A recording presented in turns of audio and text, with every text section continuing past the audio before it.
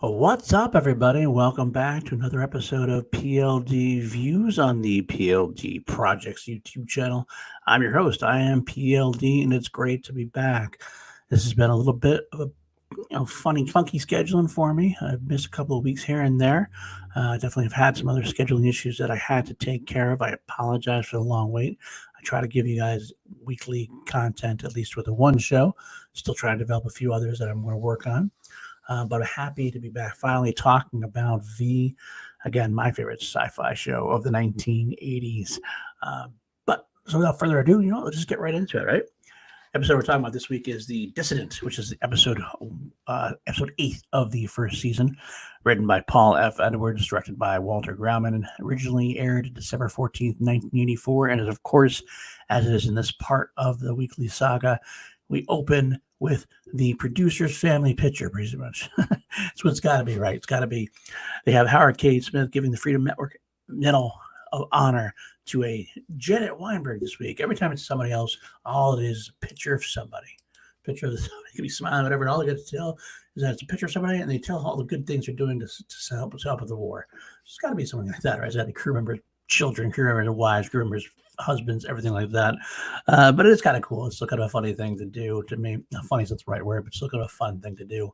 They expand on the mythology of V. They get a different part of the country. This week was Janet Weinberg in Daytona Beach, a computer programmer who led a raid on a visitor detention camp and, of course, saved over 250 lives. So they risked their role. But it's cool to see the news broadcasts. I still enjoy those. I know I say that every week. I still enjoy those. I think they're a good part of the story. But this episode is more of it's one of my favorite episodes when I was a kid. Nostalgia definitely reigns heavily on this one because there's definitely a lot of problems in it. But I can still see it as a guilty pleasure kind of show, episode, at least for the saga. The basic idea behind it is Diana brings in a pacifist scientist who seems to have this amazing way with technology that gives them allows them to have a force field around the whole city of Los Angeles. Diana, of course, likes the idea. She offers it up to Nathan Bates, who, well, at least if he has control, is willing to work with the whole situation.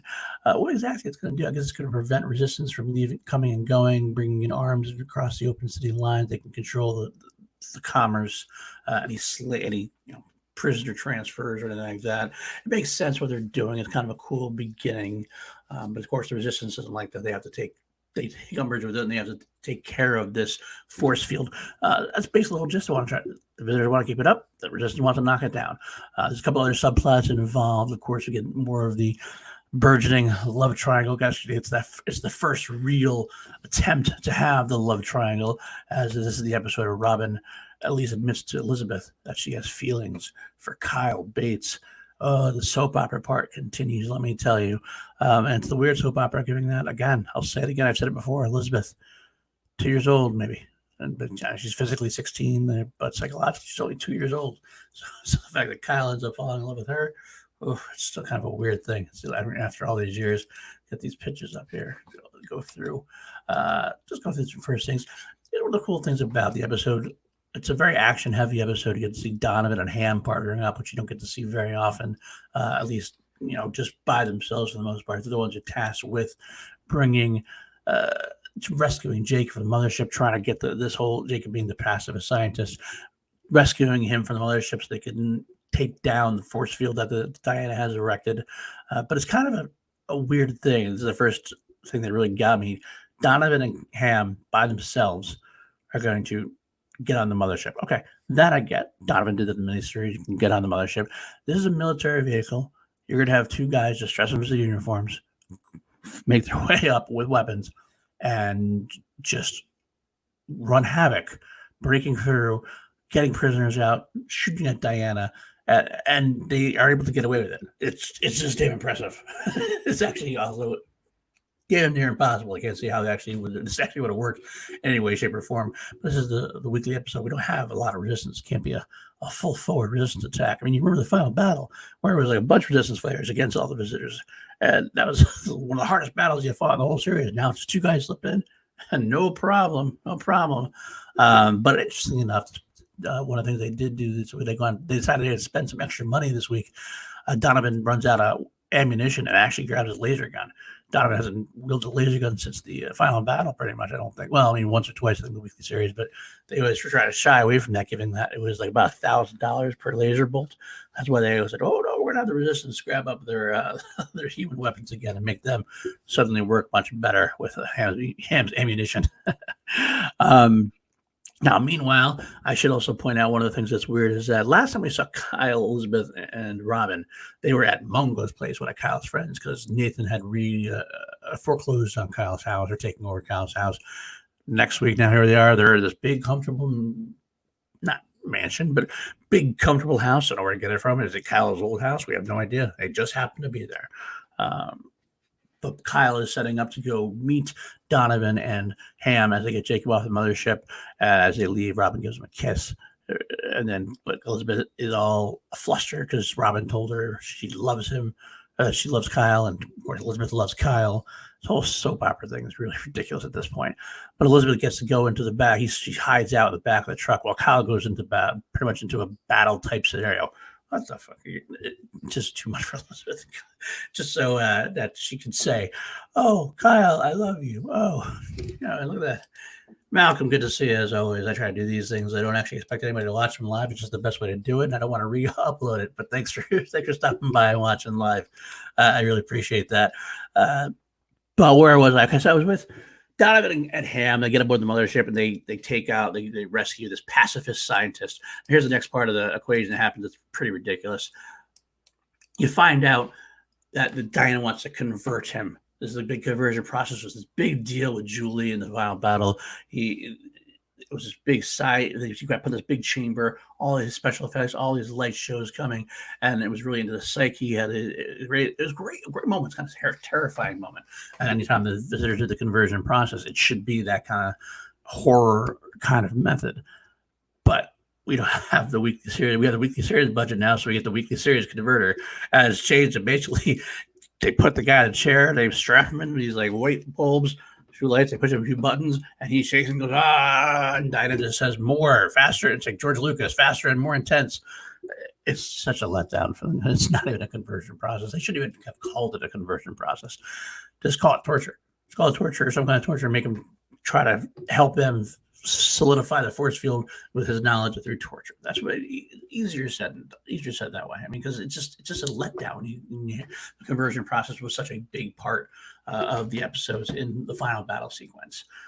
But anyway, Donovan and Ham got two men against the world break in. They start firing up at the bridge or where they are. It's supposed to be the bridge area, some conversion chamber room. I don't know, either way. A lot of visitors there. They get away with Jacob. And then they find out as they get through, Jacob's blind. Oh, it's this big reveal. And Ham and Donovan know that all of a sudden now it's going to be a lot harder to get away. He's an old man. He can barely walk and he's blind. But riddle me this. He's a lizard that has to wear a human mask. Right, because it's part of their disguise. But why does he have, like, human blind eyes? Not a clue. I guess they wanted to match what's happening inside. Is that what this is? No idea. Anyway, they fight their way off. They actually use some stock footage. One of those stock footage moments I always tell you about. They start getting increasingly involved in the weekly series. They take stock footage from that final battle sequence where the visitors are fighting Resistance in the landing bay. It's only a couple of shots, but you can tell it's the same thing. And then Donovan and Ham fly away, and the Skyfighter getting away with Jacob. Of course, that leads to the weekly series' favorite use of stock footage, the Skyfighter dogfight. Basically, they use this Skyfighter dogfight the same. Anytime they have a Skyfighters fighting each other, it's the same dogfight over and over and over again. It gets to be like ridiculous. You can kind of tell when it's happening. Some get worse than others, I got to tell you. But this is definitely one of them. You have Dom and Ham. All the internal shots are good, but all the external shots are all the same ones they've ever done before. Meanwhile, Kyle and Elizabeth get to the spot where they're supposed to be landing through help with Julie's contacts. Julie's plan during this whole thing is to go to Science Frontier where the force field is being centered, and that's where the center of the city. They had a computer relay system or something set up in this very secure area. At the point where Julie and Nathan Bates actually had a good conversation where Nathan actually started intimidating her. He had been kind of sucking up to her until Chang, Nathan's right-hand man, had kind of discovered some shitty possibilities that she was a traitor, of course. I mean, she's the resistance leader. It's obvious she's the traitor. I digress. But it's a good conversation. It's actually kind of one of the few good one-on-ones they have. Now, the action sequences, again, is building up. There's a lot of action to it. Julie does get in the room, is able to start slicing through the computer in there. It's kind of funny seeing the 1980s computers in the business. I should bring that up too, actually. I remember that now. The point earlier in the episode where Julie uses this camera system that's in the room to try to spy on Nathan Bates to get his password or to control the facility, the 4-letter password. And she looks and she touches the computer to pan, like tilt and zoom, and it goes in the weirdest ways. It's not like a camera we hit zoom would just go like this, but no, this is like a camera goes and moves around. It's ridiculous. It's obviously like a camera coming in for like an actual like a human held camera or whatnot. But they have to do what they got to do. So you got to get used to some of that. It's going to be some questionable tactics as you get through. You kind of accept that. But anyway, she's working on it. And Donovan and Ham get Jacob to Kyle. It's great chase sequences, great action sequences. They're blasting the hell out of each other. That's the fun part. It's always great to see the visitors basically shoot as well as stormtroopers in Star Wars. They miss a lot. Donovan, Ham, Elizabeth, and Kyle. They make it to the area where they're supposed to be the password, which opens up a passageway through the force field. Julie basically has to get the password. She can't find the password. She gets all frustrated. It's a 4-letter password. Donovan, of course, saves the day. Julie asks him, I can't get it, Mike. And Mike's like, I have no idea. Kyle, what about you? Oh, God, it's Kyle. Of course, it's Kyle. So they open up the passageway. Now, right as this moment, Julie gets ambushed to the visitor who is running the security, comes back into the room and gets her at gunpoint. And what happens then? Another of the most ridiculous efforts of the day. Willie breaks in and beats up, or at least distracts him enough that Julie can knock the guy out and put the gun on him and blast him. Now, wait a minute. Let me break this back down for you. Science Frontiers, Diana and Nathan Bates, the two most powerful people in Los Angeles. They've set up a computer relay system and at Science Frontier, which is probably one of the most, I would assume, is most held secure building there is. Nathan's the king of Los Angeles, so to speak. You'd have a secure building. This is the most secure room in the secure building. And then Willie, a guy who has nothing to do with anything, is a bumbling fool. A lovable fool. I love Willie. But let's face it, he's not exactly military grade. He's a bumbling fool. Just makes his way in the building, makes his way down to the security room, makes his way down, opens it up, and there he is. How? Really? Come on now. It's very ridiculous.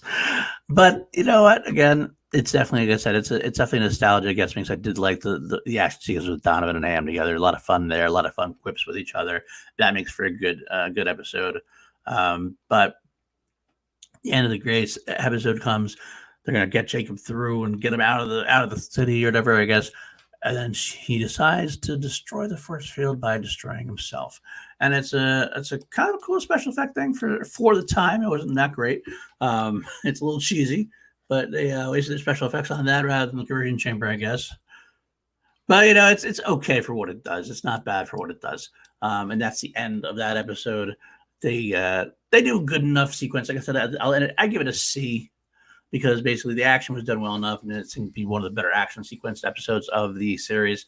Kind of the action kind of matched up to a lot of the final battle stuff, which was kind of cool. But there's so much in the episode that just works against it and works against all sorts of logic, so you can't ever really make it a good episode.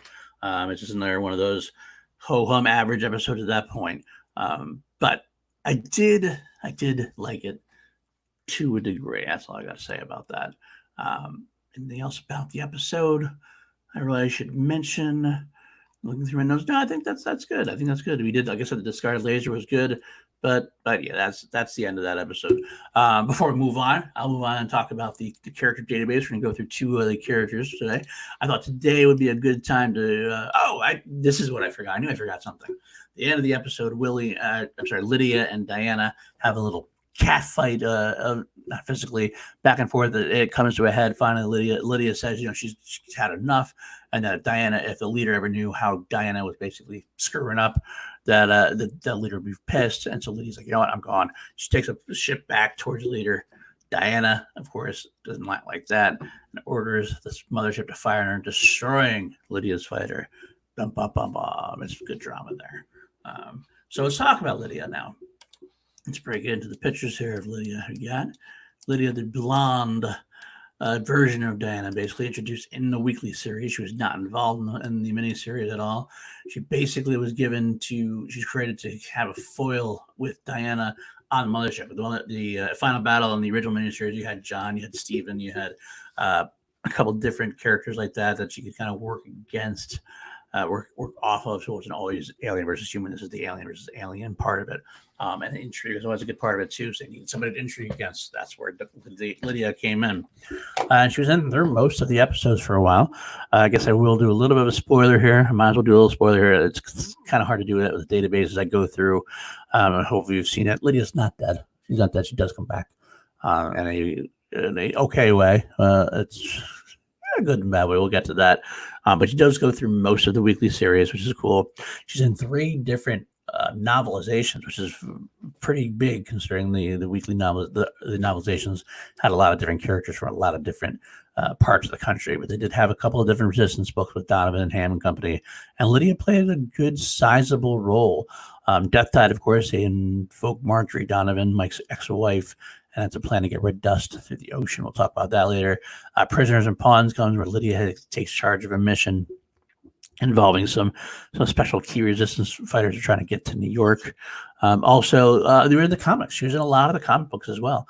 Involved pretty much everything. Of course, the comics was very sloppy, and then we'll talk about that when we go with the comics front. But the weekly series kind of took precedent, and they didn't really inform the comic books what was going on. So the comic book would start something, and all of a sudden they'd have characters doing stuff, and all of a sudden they'd be gone because they'd be killed off or they'd be leaving. Lydia was a part of that kind of group, so it was a little haphazard. It really hurt the comic book. I almost wish the comic book series could have just extended past for a while and gone through on its own, and it might have found a new set of legs without anything jerking it around, so to speak. And of course, she's not mentioned later on in anything else, and she's not mentioned second generation because she wasn't a Kenneth Johnson original. The other character I decided to put in here is one you will not meet until later on in this series. His name is Nigel, played by Ken Olant. Lydia is played by June Chadwick, by the way.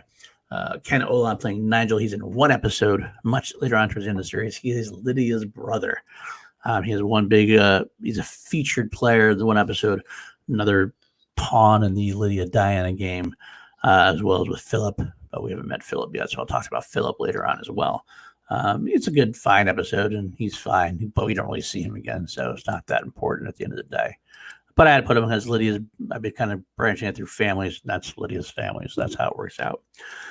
Well, that's going to be it for PLD Projects this week for us, pldViews. I'm glad to be back on the air again after my long hiatus. Hopefully that won't ever happen again.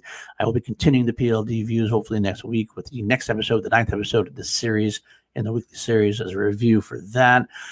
Where else can you find me? You got that, Paul_Denuzio on Twitter. You can find me on Call to Action, the Schmodown after show. I do the Chilled Action is what I'm usually on, where I interview Schmodown competitors with my work wife, Danielle Ramirez. This week coming up, we got a video Drew Grant to be interviewing. That should be a lot of fun. You also usually find me on Call Live on Sunday when we do kind of our sports center of the Schmodown. That's a lot of fun as well. I know I've been threatening it, but I've been going to do the Harris-ons, I think, very soon. Very, very soon. The sooner, the better. I'm going to go through the Ed Harris filmography one by one and make you love him like I do, or at least die trying. Finally, one last thing I'll throw in there is later on today, since I'm going to upload this, and this is live, later on today I've uploaded a episode of Class Action on the Action Industries YouTube channel. Me and my brother from another mother, Richard Eric Jarvie, we will be premiering a episode of Class Action, which we will place Batman Begins up against The Dark Knight Rises with a special guest from Action Army General Brandon Buckingham. Should be a fun episode. It was a fun episode to do. Hopefully you guys will get a kick out of it as I had making it. Coming up with that as well. But I guess that's it for now. Thumbs up, like, subscribe. Let me know what you want to see on this channel. One other thing I have been doing on the channel is I've been doing these live hangs every once in a while, a little sporadically. A lot of times it happens after Call Live on Sunday on Call to Action. I'll do kind of a post-show hang on this channel. It goes for a couple hours in the dead of the night. Me and some of the guys from Action Army, other Schmodown type community members. And we just have a fun time. It's been pretty cool so far. I probably try to do a little more of those. And I do want to do an interview show as well with the community of the Schmodown and the community of the Action Army. Beyond that, other things are brewing. Never know what's going to happen. I got a lot of ideas. You know what I'm saying? A lot of ideas. Kind of spreading myself a little too thin. I got a lot of different projects I'm doing, a lot of guessing I'm going to do soon. But it's all fun. So I love it very much. I work with Ben and Drew at the Action Industries YouTube channel. It's always a lot of fun as well. But here I am rambling at this point. You guys don't care about this point. I've gone way too long for that one. But thanks for popping in. Thanks, Malcolm, for popping in the live chat. I appreciate that. And I will talk to you guys next week at the latest. All right. Until then, pray to Nama, guys. Take care.